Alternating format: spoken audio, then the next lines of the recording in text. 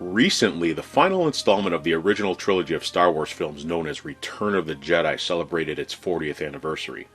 To Star Wars fans of a certain age, this was the end of the tale of Luke Skywalker, Han Solo, and the rest of the characters that people grew to love since the original film was released in 1977. Sure, there was a line of Marvel comic books continuing their adventures. There were a few video games released in the arcade and for home consoles, and kids could always create their own stories with the action figures and playsets released by Kenner, but those were pretty much the only ways to scratch a Star Wars itch after Return of the Jedi completed its theatrical run. There were no prequels, sequels, or streaming apps that produced television shows based on characters from the Star Wars saga when the original trilogy ended. Until 1985, when two short-lived animated cartoons made their way to Saturday mornings. On this edition of the Saturday Morning Showcase, we're going to take a look back at one of those shows as we spend some time with Star Wars Droids, The Adventures of R2-D2 and C-3PO. Star Wars Droids, The Adventures of R2-D2 and C-3PO was an animated series that ABC ran on Saturday mornings in 1985. The show ran for 13 half-hour episodes and concluded with an hour-long broadcast in 1986 that served as a series finale.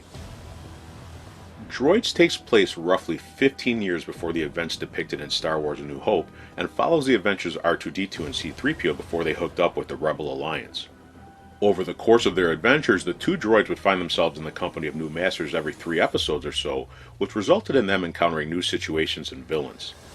None of the main characters from the Star Wars saga appear in the series, but Imperial stormtroopers pop in from time to time, and bounty hunters IG-88 and the legendary Boba Fett show up as well. The biggest connection this cartoon has to the films is that Anthony Daniels is supplying the voice of C-3PO, who is also the character he portrayed in the films.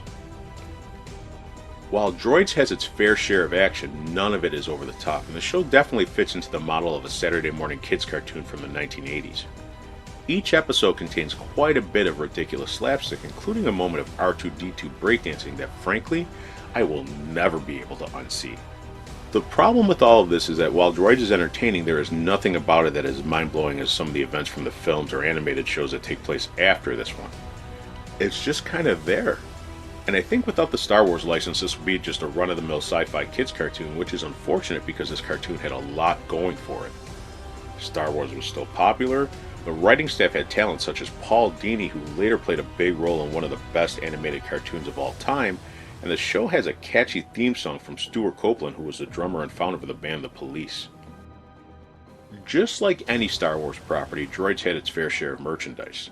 There was a toy line by Kenner, and Marvel Comics Star Imprint produced a line of comic books based on this series.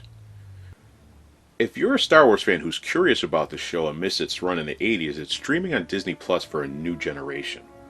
It's nice to see R2-D2 and C-3PO take center stage, but the show feels limited by what characters from Star Wars they were allowed to use, and you can't help but feel like the network's standards and practices department were all over this one and turned something that could have been edgy like the films into a run-of-the-mill Saturday morning cartoon.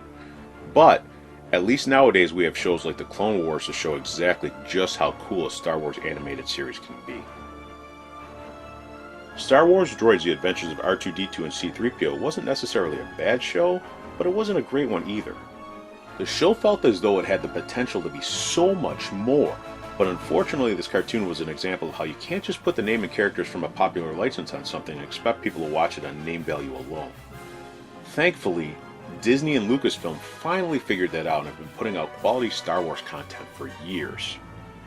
Till next time, may the Force be with you.